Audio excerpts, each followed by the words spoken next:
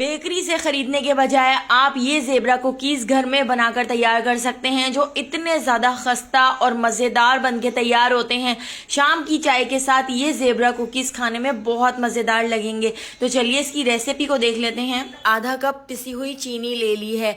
तो चीनी यहाँ पर मैंने मिक्सर ग्राइंडर में पीस ली थी। चीनी को हम एक बाउल के अंदर ऐड कर देते हैं।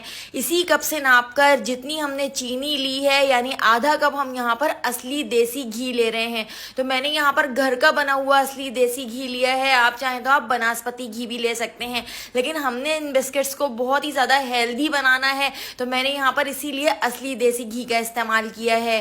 तो चीनी और घी बिल्कुल बराबर बराबर क्वांटिटी में है। आधा आधा कप मैंने यहाँ पर लिया था। इसको मैंने अच्छी तरह से फेंट लिया है। इसको हमने क्रीमी सा बनाकर तैयार कर लेना है। 15 मिनट के लिए मैंने इसको फ्रिज में रख दिया था, तो इस तरह से थोड़ा सा हार्ड हो गया था। उसके बाद दोबारा से मैं इसको 5 से 6 मिनट इस तरह से अच्छी तरह चमचे से बीट कर लेती हूँ।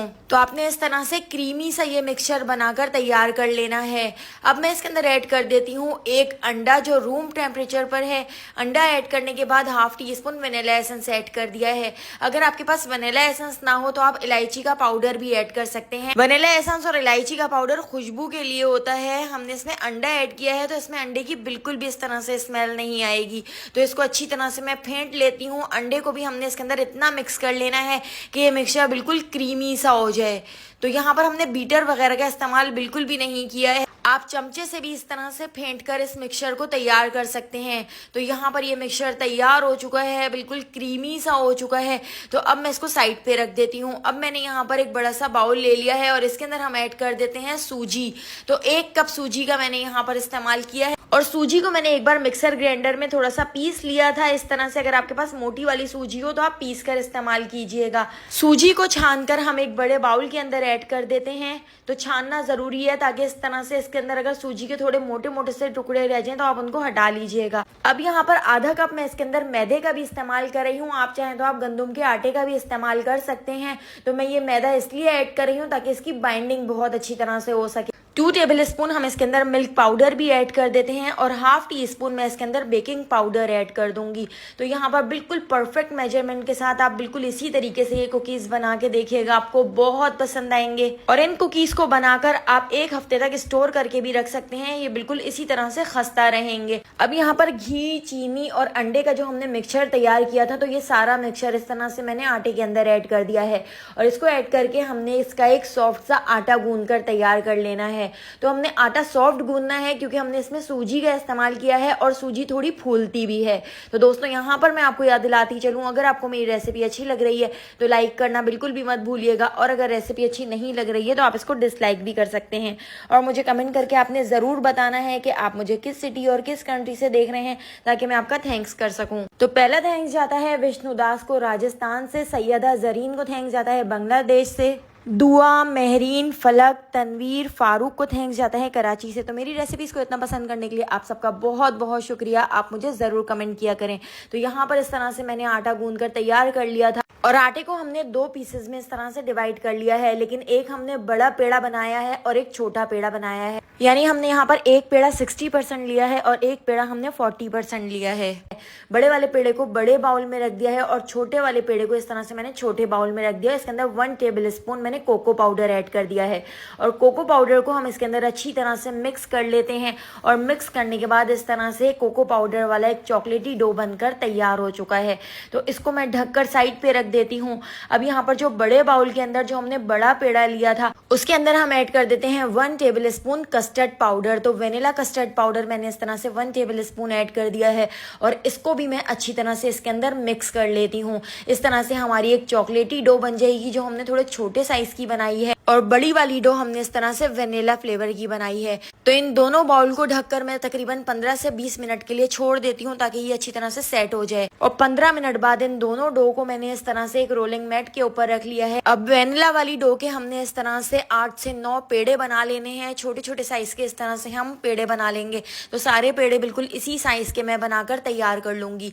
इसी तरह से हमने चॉकलेटी डो के भी इस तरह से 7 पेड़े बनाने हैं, और चॉकलेटी डो के हमने थोड़े से छोटे साइज के पेड़े पेड़े बनाने हैं। वेनिला डो के थोड़े से बड़े पेड़े हैं और चॉकलेटी डो के इस तरह से थोड़े से छोटे पेड़े हैं। तो सारे पेड़े बिल्कुल इसी साइज के मैं बनाकर तैयार कर लूंगी। और सारे पेड़े बनाने के बाद थोड़ा सा मिक्सचर बच गया है तो उनके हम छोटे छोटे से कुकीज बनाकर तैयार कर लेते हैं। जो मिक्सचर बच गया है उनके आप बिस्किट बना लीजिएगा। तो यहाँ पर ये थोड़ा सा मिक्सचर बच गया था तो इनके मैंने बिस्किट तैयार कर लिए थे। अब हमने इन पेड़ों को इस तरह से रोल करना है, इनकी एक स्ट्रिप्स ही बनाकर तैयार कर लेनी है।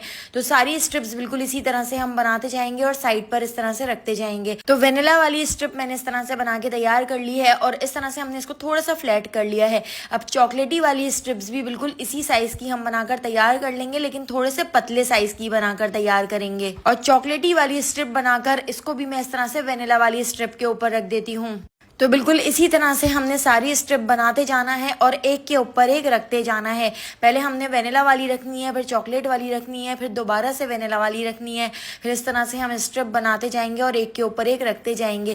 एक बार आप अपने घर में ये कुकीज़ ज़रूर बना के देखिएगा। आप बेकरी के और पैकेट वाले कुकीज़ भूल जाएंगे। आप बाजार से कभी भी बिस्किट नहीं खरीदेंगे क्योंकि वो अनहेल्दी होते हैं। क्योंकि हमने इसको असली देसी घी से बनाया है और हमने इसको सूजी से बनाकर तैयार किया है। और साफ सुथरे तरीके से आप इस तरह से इन कुकीज को घर में बनाकर तैयार कर सकते हैं। अब हमने यहाँ पर एक बड़ा सा रोल बनाकर तैयार कर लिया है। साइडों को कट कर देते हैं और जो मिक्सचर बच गया था उसके मैंने इस तरह से बिस्किट बनाकर तैयार कर लिए हैं। तो इन बिस्किट को भी बनाकर मैं ओवन में बेक कर लेती हूँ। और जेब्रा कुकीज हम तवे के ऊपर बनाकर तैयार करेंगे जो बिल्कुल परफेक्ट बनकर तैयार होंगे। तो यहाँ पर इस तरह से एक रोल तैयार कर लिया है और इसको हाथ से अच्छी तरह से सेट कर लिया है। और अब मैंने यहाँ पर एक शॉपर ले लिया था, शॉपर को इस तरह से मैंने कट कर लिया था और बिस्किट के इस रोल को मैं इस तरह से इस शॉपर के ऊपर रख देती हूँ और इसको हमने इस तरह से फोल्ड कर लेना है।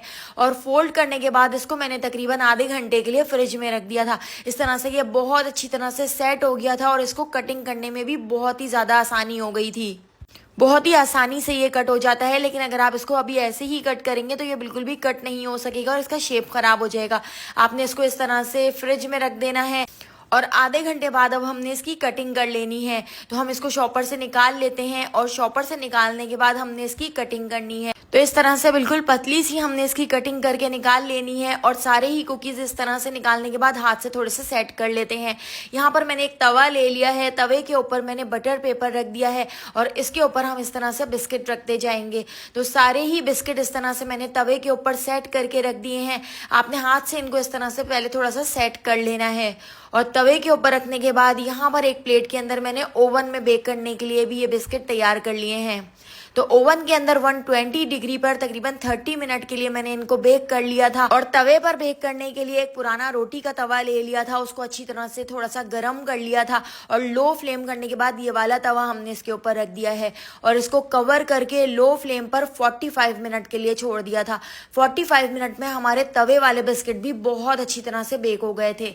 आप देखिए कितना अच्छा साइडों से कलर भी आ चुका है और यहाँ पे हमारे मज़ेदार से ज़ेबरा कुकीज़ बनकर तैयार हो चुके हैं और बहुत ही खस्ता और बहुत ही मज़ेदार बने थे। आप इनको 1 से 2 हफ्ते तक स्टोर करके भी रख सकते हैं, ये बिल्कुल इसी तरह से खस्ता रहेंगे। तो यहाँ पे हमारे ओवन वाले बिस्किट भी तैयार हो चुके हैं और तवे वाले बिस्किट भी तैयार हैं। अगर आपको इन मज़ेदार से ज़ेबरा कुकीज़ की रेसिपी पसंद आई हो तो लाइक, शेयर और सब्सक्राइब करना बिल्कुल भी मत भूलिएगा और बेल आइकॉन के नोटिफिकेशन को ज़रूर ऑन कीजिएगा। फेसबुक, टिकटॉक या यूट्यूब पे देख रहे हैं तो मेरे चैनल को फॉलो ज़रूर कर लीजिएगा। वहाँ पर भी डेली बहुत ही मज़ेदार सी रेसिपीज़ शेयर करती रहती हूँ।